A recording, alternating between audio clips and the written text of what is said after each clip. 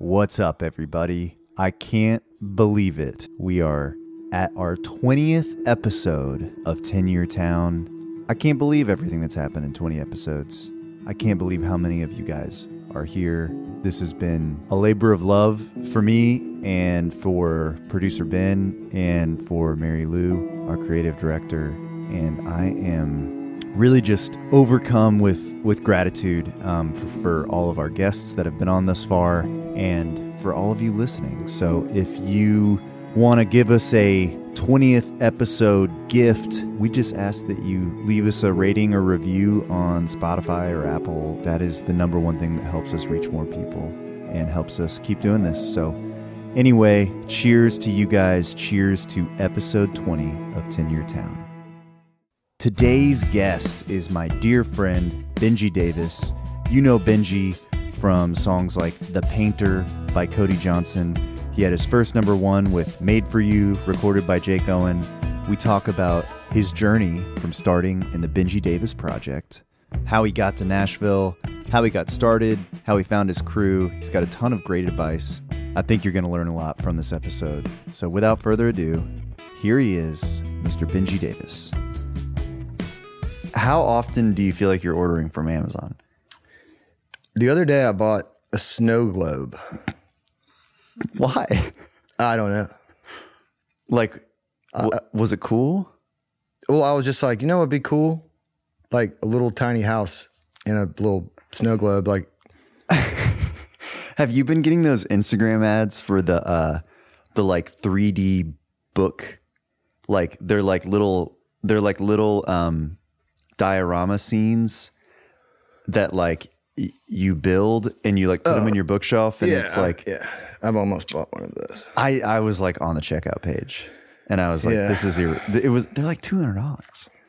Yeah, I know. And the other night I got like super into it's gonna sound so dumb. I can't wait. Tops, like spinning tops. Oh yeah, like Yeah. Like the spinning? Yeah. And I bought a $40 top. How long does it spin for?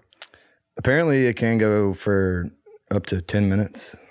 What's the longest you've gotten? 2, maybe. Is it a string or? No. It's it looks like the thing from like Inception.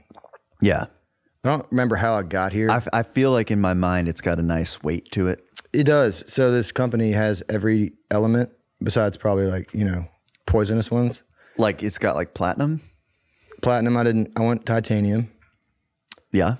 It's a light metal. It's a lighter metal. It's right in the middle. Yeah. Yeah. Very strong. Yeah, the new iPhones are titanium. I was first. Okay.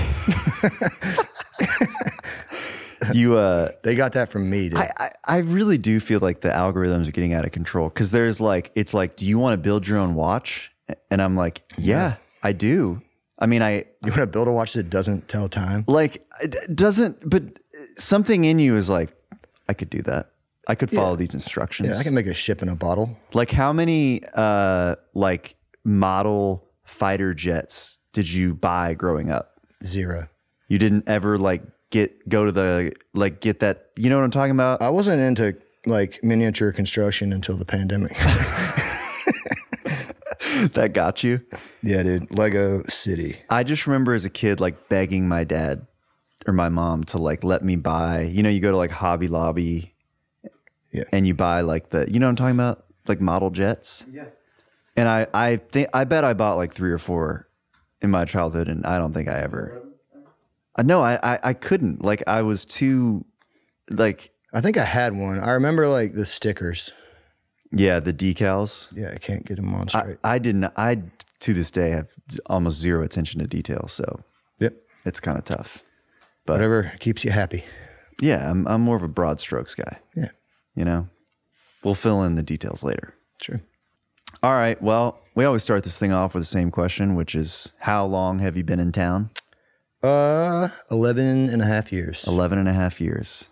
Dang. Still in the and a half stage, Yeah. How long do you think you get that? Like, you think once you hit 20, you stop? Probably like 6, and I'm just still going. That was the thing when I was a kid. I was like 11 years. 4.5. Let's go with 11. Yeah. Okay. Solid. Where from?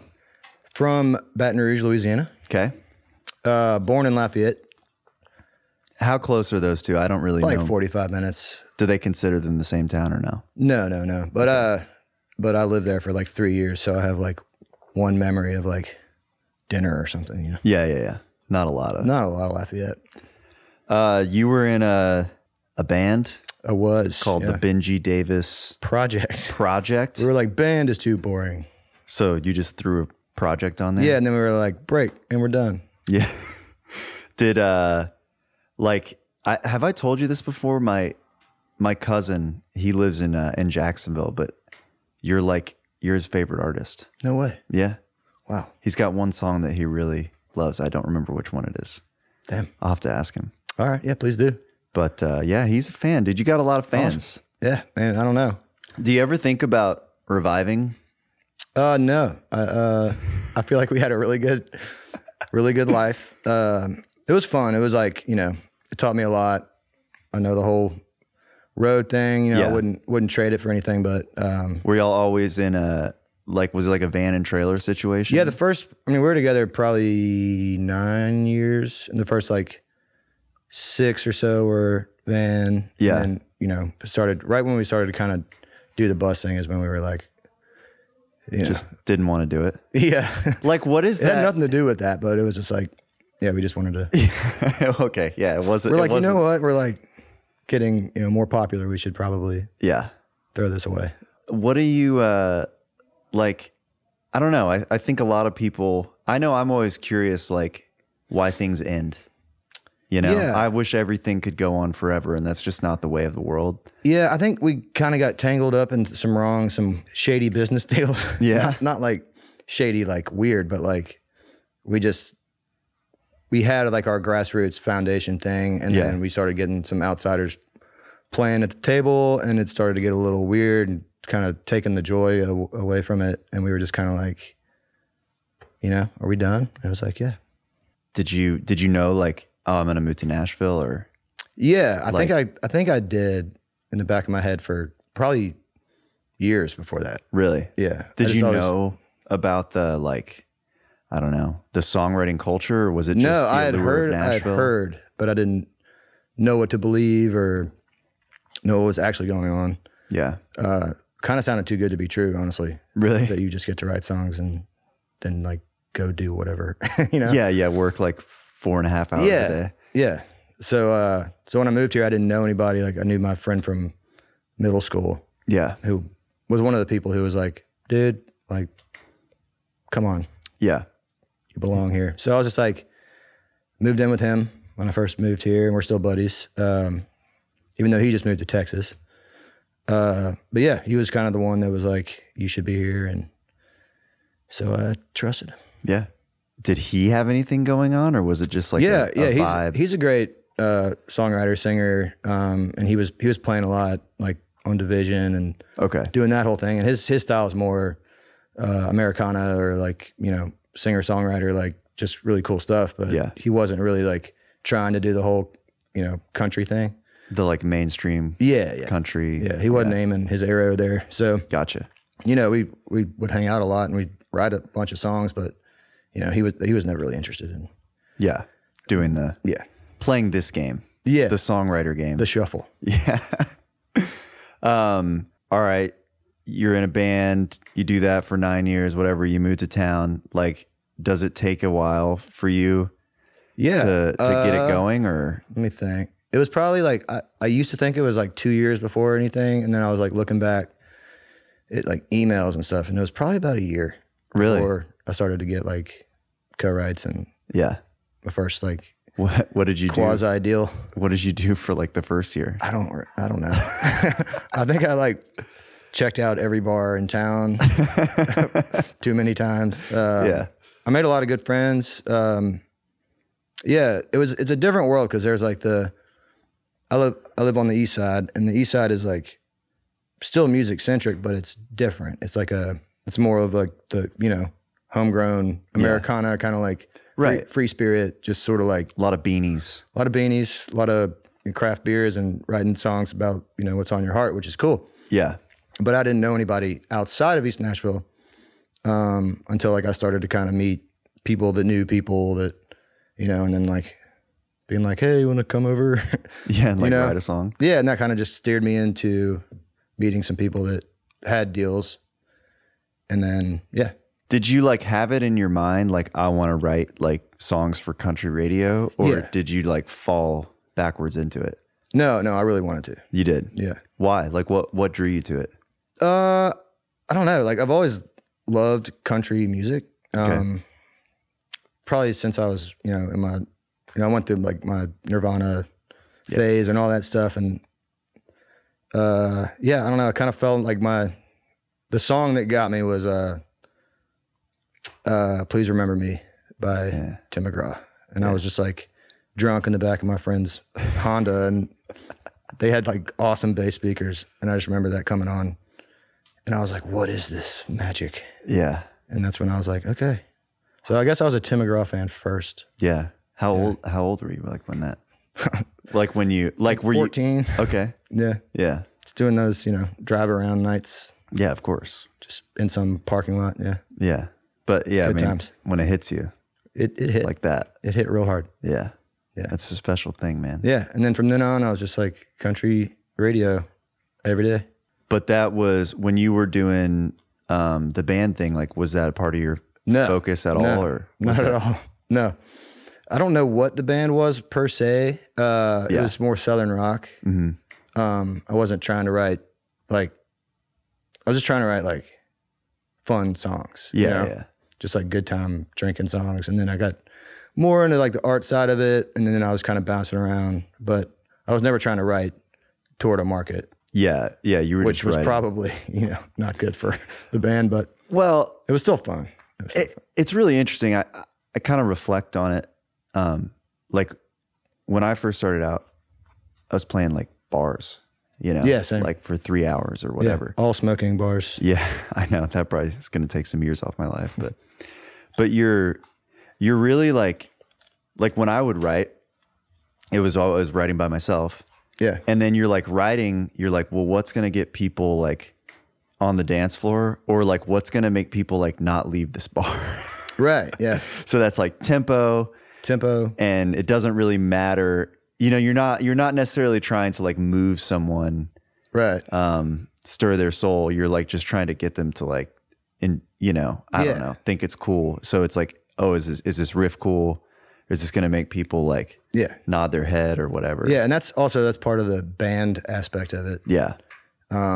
But yeah, you know, I was writing songs that were probably way too moody for like the bars we were playing, you know? Yeah, that was always my struggle too. Yeah, because we like the way we started out was just like these like drinking barroom anthem songs. Yeah. And like to this day, that's all they want to hear from me, you know? Yeah, that's what they want. Yeah. And it's like, check out this one. It's about my heart being broken. Yeah. Yeah. No, that's not what they want. Well, people want it. They just don't want to hear it in the bar. True. You know? Yeah. The wrong venue, you know? Yeah. But they're great for other venues. Right. All right. So you got your heart set on this Tim McGraw thing, you know, it's hitting you in the heart and you're like, I want to do that. Yeah. I want to do what that is. Yeah. So like, how did you go about doing that when you moved to Nashville? And then I don't really know. It was sort of like, because when you start writing here, you realize that you're not writing what's on the radio right now. You're trying to write whatever is next, like, or whatever, you know, you can't just like use like, I mean, you can, but it was sort of like kind of getting caught up in a wave of like, you don't even know where you are. You're just like writing songs. Yeah. And hoping that they like are forward enough. Sure. To where like someone in a year or two would be like, that's cool. But yeah, obviously like trying to write a song for the moment is the goal, but typically the moment is in a year or two. Yeah. In the future. Yeah. Yeah. That makes sense. Yeah. I don't know. I'm trying to think of like, you know, the crew that you run around with, like Jake Mitchell and I don't know, guys like that, like Hardy and whoever, but how did you like meet those guys originally? Man, let me think. So Probably at a bar. Yeah. You know, because we were all sort of coming up same time. Yeah. Figuring it out. Didn't know what we were doing. You know, sometimes still don't know what I'm doing, but totally, you know, depends on the day. But yeah, I think it was just sort of like after Wrights, we'd always kind of like migrate to somewhere in Midtown. Yeah. And I probably knew, you know, the people I started writing with a while before we started writing. Yeah. You know, because you don't want to be that guy. But right. But yeah, I guess we eventually just started to kind of like get in the room together, and it's just been really cool seeing like where they go, and you know, yeah, it's been interesting. It's cool. It's not there are not a lot of other places where it's like sky's the limit. You know what I mean? Right. I don't know. It's crazy. Like I've been here, I think 7 years now. And a half? Yeah, and a half. And it's like, you know, some of these people you started out with are like, some of them are like quite rich now. Quite, yeah. You know, and I feel like you've been here for longer than 7. I know, but I haven't. I feel like I've known you my whole life. That's makes me, you know, really warms my heart. What? We spent a lot of time together. Yeah, we did. We've spent a lot of time in bars in Midtown and East Nashville as well. I don't know. It is cool as like people start to like progress and like find the thread a little bit. Yeah, and a lot of them, I mean, like they've been doing that for the entire time they've been here, and it found them, you know? Yeah, the moment kind of caught up with what they were doing eventually. Yeah. It's cool. Yeah, it is cool. You recently, well, I mean, it's not that recent now, but a couple of years ago had your first #1. Yep. Made for You with Joey Hyde and Neil Medley. Yeah. Have you been writing with those guys for a long time? Yeah, a few years. Yeah. Mainly on like retreats and stuff like that. Okay. But yeah, that was just kind of like a random day. Really? I kind of had the idea a little bit, but yeah, we fleshed it out, you know? Yeah. Did you like finish it that day and like edit it later, or like? We got probably like 70% done, and I typically bug people at, you know, around midnight is when I have my idea, and I'm like, hey, I know like you have a kid and stuff, but can we just like spend 2 hours right now on this? You know, so it's kind of annoying. No, I'm it's sure. not. But yeah, we just like sat there on like speakerphone and just really figured it out that night, the same day. Same that you night, wrote it? yeah. That's crazy. Yeah. And I mean, it obviously was worth it. Yeah, a lot of times it's not, but that night in particular. Yeah, it was good. How did that song get to Jake Owen? Courtney Christ. So the day we wrote it, Courtney was in the office, and she was like, what are y'all playing? And when we played it for her, she was like, this is awesome. So she already liked it even before it was like totally fleshed out. So, was this over at Hori Pro? Yep. Okay. Yep. Yeah, it was in Bart Butler's old office. Yeah. They had great snacks there. They really did. Yeah. It was stacked with snacks, dude. I know. Miss that place. Mowed to the ground. Yeah. It's gone. It's a condo. So once we finished it, I want to say we had the work tape, but pretty sure Joey Hyde did a demo of it, just acoustic guitar and me singing it. And Courtney Chris just blind emailed it to Jake Owen, and right away he was like, holy crap, like I'm going to do this one. We were like, what? Wow. It doesn't happen. Yeah. She didn't even know him. I thought she knew him, but she didn't. Really? Yeah. She just had his email somehow. Yeah. Dang. We hear about that a lot on this podcast of like the bold blind email. Yeah. Seems to work sometimes. Yeah. You know? And one time I just emailed, I won't say the name, but at me.com just to see. No dot in between first and last name? No dot. Okay. And it was him. And it worked? Yeah, he didn't. He passed on the song, but he said, thanks for sending it. Yeah. Yeah. That's cool. Yeah. When did you write it? Like what? It was like 2017. Okay. Yeah. And then when did he cut it? 2017. Okay. And then when did it become a single? 2021. No, 2020. 2020. Yeah. And went #1 in 21? Or was it 20? 21. So 4 years. But he put it out in 2018. Wow. And then they still weren't done with the record. So we were just like, okay, you know, not a chance that's going to happen. Right. And then 2 singles later, they're like, oh yeah, by the way, we shot a video for Made for You.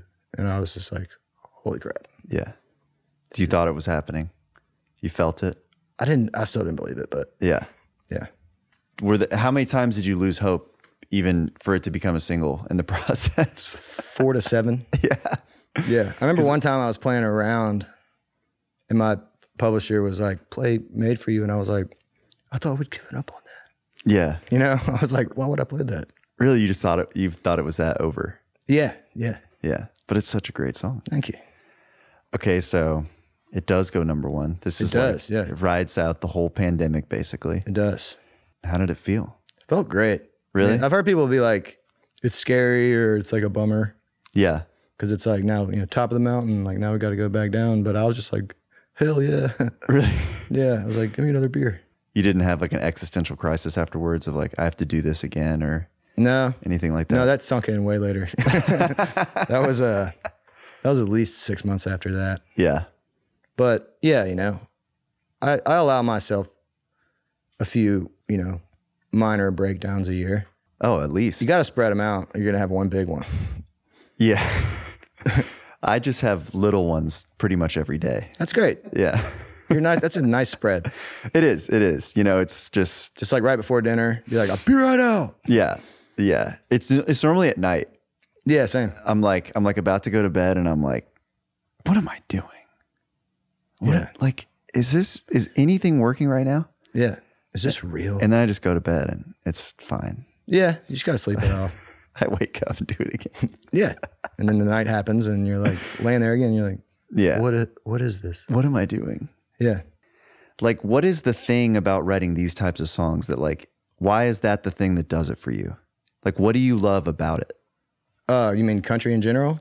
I mean, like, what do you love about writing songs? And I guess it's a specific type of song that we're sort of the target that we're aiming for, loosely anyway. I like the the limit of the, of the canvas you have to paint a whole picture on. Like, I love that it's like people's attention spans are so short and you have like this amount of time to convey an entire, novel worth of information. Yeah. To like, evoke feelings. Right. From someone. And honestly, like the best ones come from, things that like, may have inspired you or like ripped your heart out at some point. Yeah. And if you can like harness that dark magic to like create a moment, you know what I mean? It's like, I don't know, it's something special about it. Just kind of makes you like it's like your nerves are going crazy. You're just like shaking when you get out of there. And that feeling, as far as like if it was like a drug, it would be that, like what just happened. So it's like a high almost that you're chasing, like yeah. When you nail it like that. When you nail it, yeah.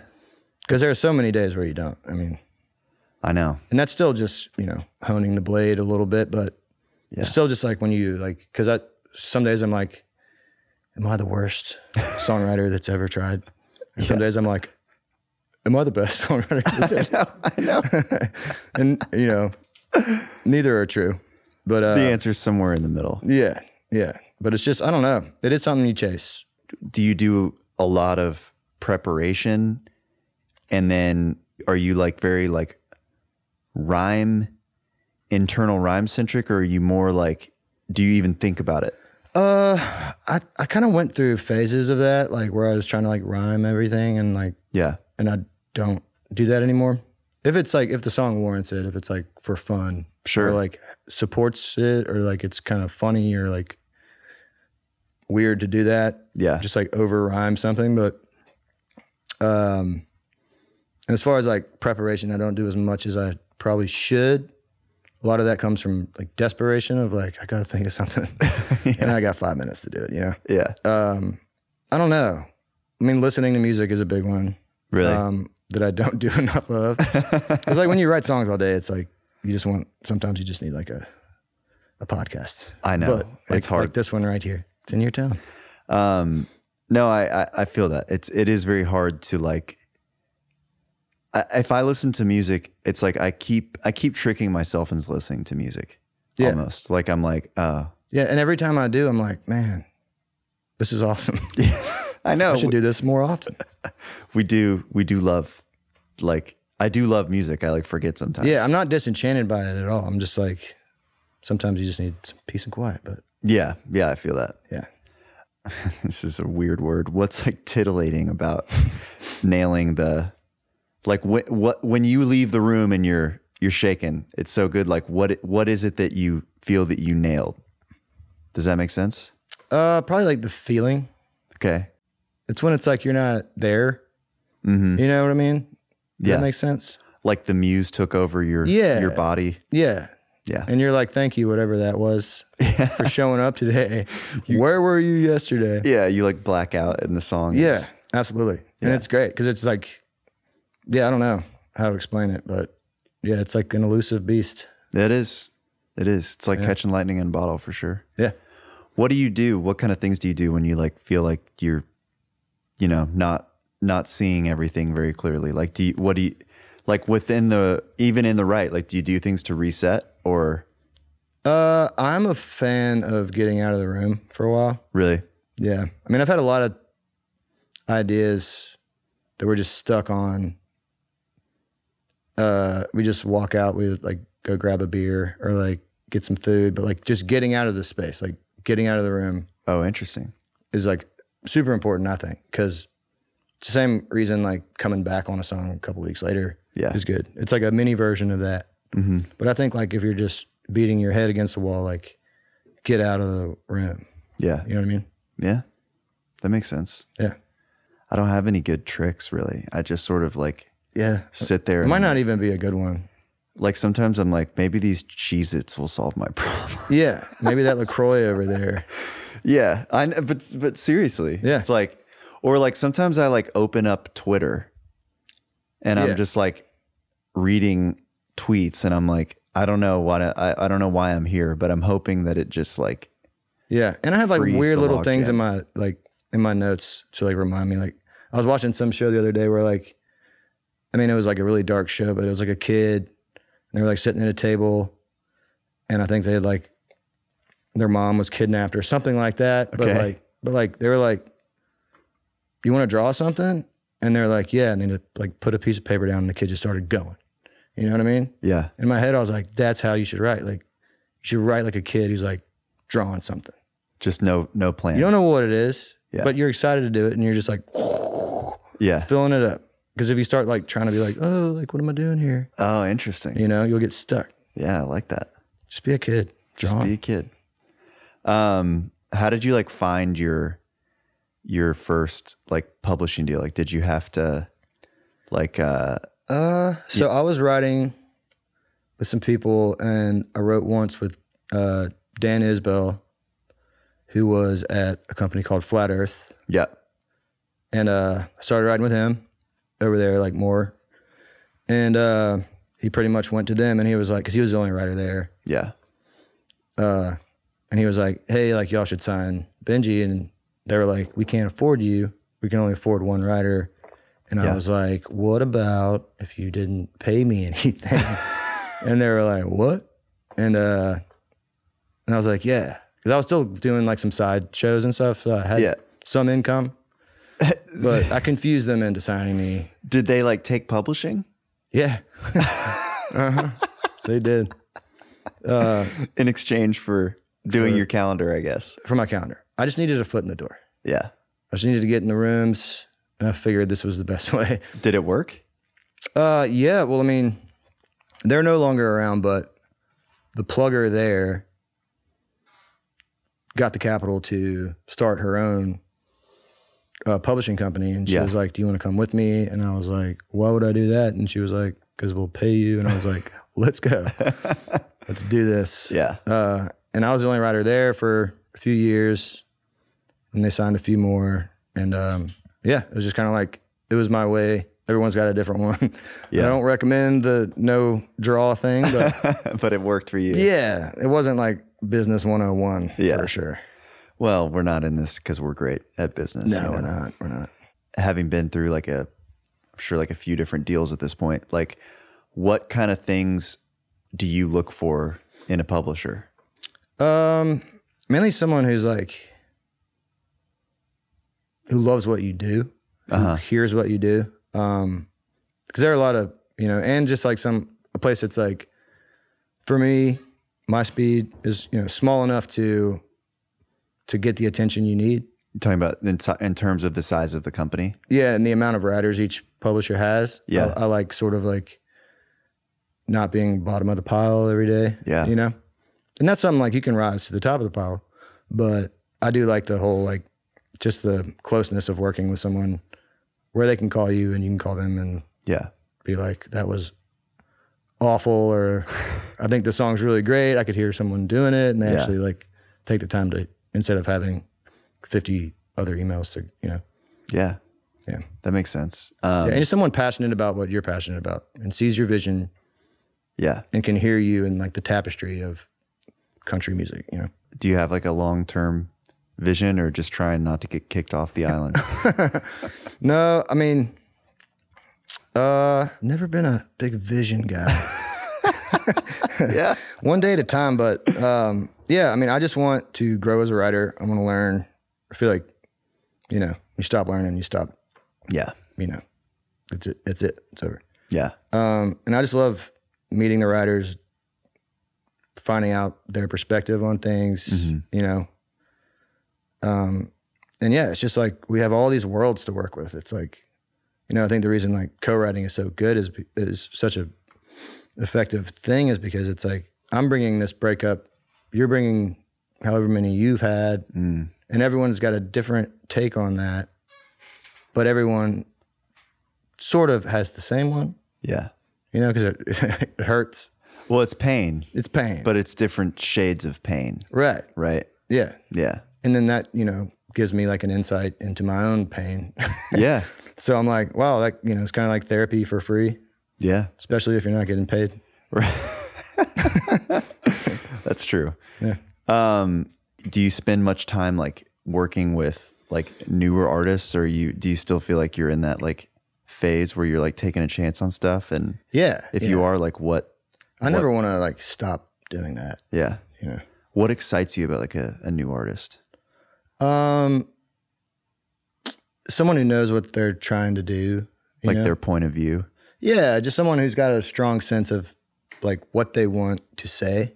Yeah. How they want to be perceived. But also just like someone who's just like makes it fun, you know? I think it should be like in the type of song, or just like in the room? Or? No, it can be a sad song and still be fun to write. You know? Yeah. Someone who's just like enthusiastically themselves about like, you know, and a lot of that is typically more the younger artists. Yeah. You know, but yeah, I just love the new energy they bring to rooms and like the new perspectives and yeah. And just like, there's a lot of stuff I never would have written, you know? Really? Like obviously by myself. Yeah. Yeah.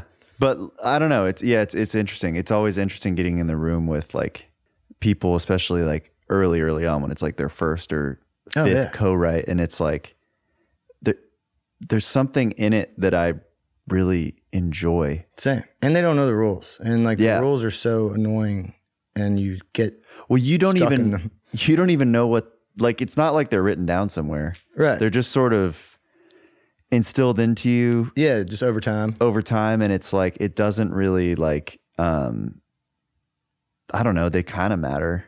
Kind of. But do they? But the songs that end up being the big ones are the ones that say what rules, you know, that break the mold. Yeah. Yeah. Yeah. It's more fun that way. What kind of advice would you give to like a young writer that's moving to town or just moved to town and like wants to do this? Like, where would you tell them to start? That's a good one. I would say just don't worry about if it's good or bad, because that doesn't really matter. You know, it's more like, did I get my point across? Did I die on that hill, like of that emotion that I was trying to say? Okay. Does it feel like what I was trying to do? Yeah. And then like, you know, you can, the craftsmanship of it all, like, will happen, but like, just get it all out there. Focus on the feeling. Focus on the feeling. Yeah. Yeah. Do you have any advice for like, you know, like we've had like Jimmy Bell on and he was like, go to Whiskey Jam. Other people have talked about, you know, different ways that they meet people. Like, what did you know, what was your path, I guess, to like meeting your, cause people always hear like, oh, I got to find my crew. Yeah, yeah. And it's like, you don't just go to like the Crews R Us and buy one, you know, you kind of got to find it. But how did you find yours? Mainly through just meeting people, I guess. I mean, Whiskey Jam was a big one. Yeah. You know, cause it's just like, you don't even have to ask. You just assume everyone there is a writer of some kind. Yeah, sure. I guess my bar would have been more like Tin Roof. Okay. I met a lot of people, and it was more like just write with everybody. Cause it's crazy. Like just looking back at like those early days, sitting there at like 4:30 drinking beer. Yeah. Like where all those people are now, and like watching them get there, and just like never would have expected that. Like not one of them, you know, like, and it, you know, for myself either, it was just sort of like the joy of like just watching people do that is like such a big part of it. Yeah. And write with them all, because there might be somebody that like everyone else at the bar is like, oh yeah, that guy. Yeah. You know, he's a weird guy or whatever. And then like you end up writing with him and it's like the best song you've ever written. You know, it's like, you don't know by how someone is, like, cause we're all a little weird. Yeah. You don't know like by how someone is in public or like whatever, if y'all aren't gonna just click on like a creative level, you know? Yeah. So like take any sort of like eccentricities with a grain of salt, write a song with them, see what happens. Yeah. It's free to try. Oh yeah. What was your first cut? Was it like a Chris Young song? Right? Yeah. It's called I Know a Guy. And how did you have it? Was that like in your first deal or went like, how? Yeah. It was with, not my first deal. So it was with Plaid Flag. Okay. And, Brett Tyler. Yeah. Good buddy of mine now. Did not know him very well at the time. Really? Yeah. Oh, interesting. Yeah. And I remember he came up and we were like 2 hours into a song. And he was like, I want to actually, could we just scrap all that? And I was like, God damn it. You know, like we've been writing this for 2 hours. And he was like, I have this idea. Like, I know a guy. And I was like, okay. Yeah. Like, nice. Beer. It's like a beer pressure title. Yeah. No, it's not really. It was just like that. I was kind of frustrated, you know, yeah. But it was like a lesson for me. Cause I was like, once we finished it, it was like, if he had not done that and just totally like thrown me off my game. Yeah. You know, it never would have happened. Sure.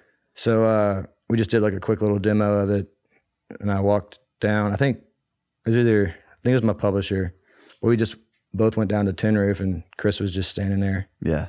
And he just stuck it in his ear and he was like, next thing I know, he like punched me or something. And he was like, I'm cutting this. And I was like, dang. What are you cutting? That's awesome. Yeah. So that was the first one.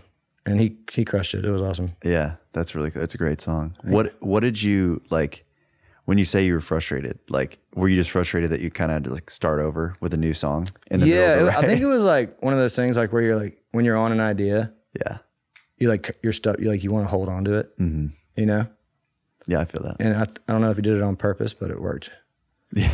Just throw me completely out into outer space. Just completely knocked you off your game to see. Yeah. How you could do it. Yeah. So now I'm like, if someone does that, I just follow. Really? Yeah. That's a good idea. Yeah. I should try knocking people off your game. Yeah. So I don't know if he does that a lot, but it just seems like a very Brett thing to do. It does. Yeah. I think Brett he just enjoys like messing with people. Yeah. Yeah. He's good at it. In a good way. He's good at it for sure. Yeah. Great writer. Yeah.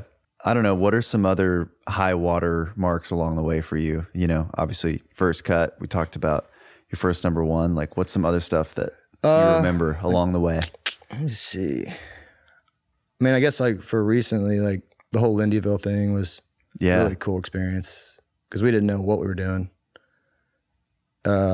And it was just sort of like, let's go to this cabin. And how did that work? Cause like, and it ended up getting like nominated for like a Grammy, right? Yeah, it did. Yeah. And like y'all just all showed up in a cabin. Yeah. And I was the only, like, Nicolette brought me to Red Door one afternoon and was like, hey, we're going to do this thing. Ashley McBryde, it's her project, but she was like, yeah, she wants a wild card, someone she's never met or written with. Oh, cool. So that was you. That was me. Wow. Yeah. And so I show up. I know Aaron Ratier, obviously, and Nicolette, but I didn't know anybody else.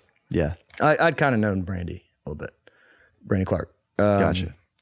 Yeah, and it was just this concept album of this guy, Dennis Lindy, who wrote in town for years and years, and he had a map of a town that he drew, and he would base all of his songs on the people in the town that he drew. And Crazy. we thought that was like really cool. So did y'all have that concept going into the retreat? Yeah. Or yeah. Okay. Yeah. Because I guess Nicolette and Ashley and Aaron had been writing all these like character songs, and they're like, why don't we just give them a place to live? Yeah. And then, like, you know, give some credit to Dennis Lindy for, you know, originally having that concept. So, yeah, we were just like, we drew up a little town, you know, kind of had our characters. Yeah. We were like, how do we make these people like come to life? So, wow. Yeah, it was like 6 days of just. It was 6 days? Yeah, like 18 hours a day just sitting there. Oh my God. It was awesome. It was probably one of the best like writing experiences I've ever had. Really? Yeah. I mean, we were in there. Like I remember like leaving and being like, I miss it. I miss that place. Really? You know? Never been. Did y'all finish the whole record? Yeah. In the 6 days? Yeah. And there were a couple songs that didn't make it just because they weren't like the overall vibe. Yeah. You know? Or like the characters weren't important. But like having the characters like crossover songs and like do that whole thing was a new experience for me. Yeah. Yeah. I mean, that's incredibly, I don't know. That sounds like a dream. Yeah, it felt like one. You know? Yeah, it was to be cool. a part of. It's like incredibly really creative. Cool. And yeah, I was like glad I took that call, you know? Yeah. Because it was also during the pandemic, so we were like, you know, not supposed to be in the same rooms and all that. Gotcha. So it felt a little illegal. Yeah, yeah. A little spicy. Yeah, I love that. And you, so you have the current Cody Johnson single, right? Yeah. The Painter. The Painter. Who'd you write that with? That was with Ryan Larkins and Kat Higgins. When'd you write it? 2019. Okay. So, yeah, that one, Ryan walked in, he was like, that was the first time I'd ever met Ryan and Kat. And he was like, you know, man, like, you know, my life is so, you know, paint by numbers or whatever. And he's just like, you know, my wife brings all the color to it. Mm. So he was like, I have this idea. Yeah. Called The Painter. And we just kind of like lit up like, hell yeah. Yeah. Like, that's a great idea. That one was, I don't know. I always think of like a great title. It's like an alien. You're like, oh my God, what is it? We got to do that thing. Yeah. Like, I don't know what that is. Yeah. But we're doing it. Yeah. Yeah. So it's cool. And we wrote it, and then we had some things that weren't quite right. Mm-hmm. So we got back together and just kind of like, you know, tighten the screws a little bit. Yeah. Yeah. Well, it sounds like you have a lot of success with the rewrites. It did. There's like rough drafts are not a bad thing. Which makes me wonder, I don't think we've rewritten that many songs. No, we haven't. Because we nail it every time. That's first right. Did you, with The Painter, like, I guess you could like demoed it and somebody sent it to Cody. Like, how did that kind of get there? I want to say, so Kat Higgins sort of like spearheaded that whole thing. Okay. Cause you know, I'm lazy or whatever. I don't know why, but she saw the magic in it. Yeah. And she was just sort of like, so Ryan did the vocal, and then just kind of like sat there for 2 years. And then I think some people from Sony, you know, some cards were shuffled around. And I remember the day, I think Tim Hunzy and Lizzie from Big Machine both pitched it on the same day as Aubrey, I think. Okay. And so it was just sort of like a 1-2, and then Chris Lacey got a hold of it. And it was a sort of like perfect storm of, kept hearing the song. and loved it. Yeah. Did you know it was going to be like, did you have any inkling that it was going to be a single? Like, no, none at all. From that point? None at all. I knew he loved it, and he's cut a song of mine before that was on hold for 3 years. So I knew, wow. I kind of had a feeling he was going to do it because he's just, you know, good like that. Yeah. But yeah, no, I had no idea it was going to be a single. Because, you know, does somebody call you, or what is it like? I was actually writing at Big Machine, and Mike Molinar texted me. He's like, "Hey man, when you get done, like, come in my office or whatever." And and by the time we got done, he was gone. But Tim let me know. Wow. Yeah, it was awesome. Feel pretty good? Yeah. Felt really good. It's doing great. Yeah, it's going. Which is all good. Right. Fingers crossed. Yeah, dude, it's gonna be great. Last question for you. Do you worry at all about like the future of music, like AI or anything like that, or do you just think it's gonna be fine? I think it's gonna be whatever it is, regardless of whether I worry. So I try not to worry too much. I think there's a part of what we do that it can't do. I don't think it ever could. Really?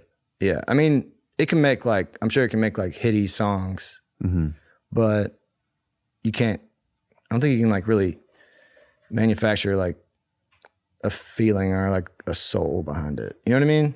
Yeah. It's like, are you familiar with like the uncanny valley? Yes. Phenomenon. If you look at like a robot, it'll never like, even as good as they get it, it'll never be quite right. Yeah. And the closer the eyes get to human without being human, the creepier it is. Yes. That's another part of it. Yeah. So really it's just scary. like, yeah. So I feel like, yeah, it could like, if the track's right, if it's just a fun song to have on in the background, it could do that. Yeah. But I don't think like lyrically or conceptually, I don't in my heart, it can't do that. No, I think you're right. I mean, you know, I like had dinner with somebody that works in AI the other day, and they were telling me like, dude, you don't even know like what it can do. And that's what I said. I was like, you all say that. Yeah. I'm like, what's the use case? And they were explaining it to me, and it was like, I don't know. I don't think that it's ever going to be able to. I don't know. I may be sitting here in 5 years just like eating my own words, but no, I don't know. I would never invite a computer to a party. You know what I mean? It's not fun. It's not fun. It's not real. Yeah, it does. It's like they might fake us out like a lot sometimes, you know, but I think we have, you know, over millions of years, the superior advantage evolved into knowing what's real and what's not. Yeah. I could be wrong. Well, but I try not to think about it. Yeah. You don't seem like you worry too much about too many things. No. I mean, I do. You do? Oh yeah. What do you worry about? Right now? Just in general. You strike me as a guy that has no worries. Oh, dude. It's a facade, bro. Yeah, I don't know. I don't know like necessarily what I'm worried about right now. Yeah.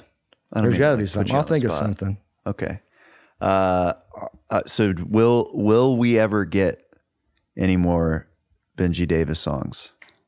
It's my last question. My actual last question. Maybe. Okay.